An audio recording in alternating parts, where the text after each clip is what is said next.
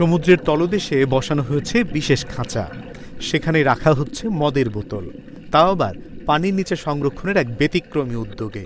দৃশ্যটি চিলির উত্তরাঞ্চলের প্রশান্ত মহাসাগরের ছোট্ট লোকেস দ্বীপের চারপাশে।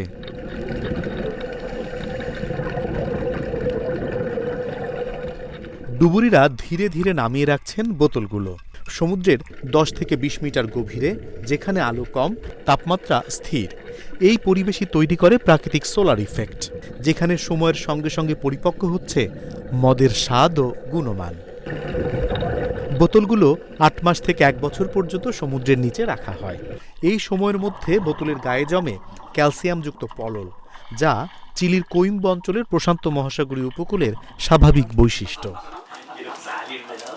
বিশেষজ্ঞদের মতে চার্ডনে, সোভিনিও ব্ল্যাঙ্ক ও পিনো নোয়ারের মতো সাদা ও শীতল আবহাওয়ার আঙুরের মদ পানির নিচে সংরক্ষণে সবচেয়ে ভালো ফল দেয়।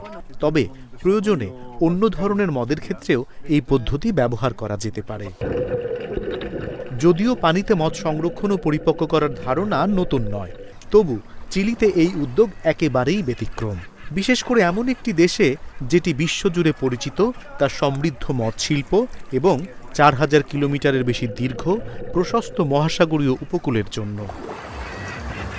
প্রকল্পের সঙ্গে যুক্ত উদ্যোক্তারা মনে করছেন, এই পানির নিচের মদের গল্প ভবিষ্যতে পর্যটকদের জন্যও হতে পারে নতুন আকর্ষণ, বিশেষ করে কাছের পিচিদাঙ্গুই সৈকতে ঘুরতে আসা দর্শনার্থীদের জন্য।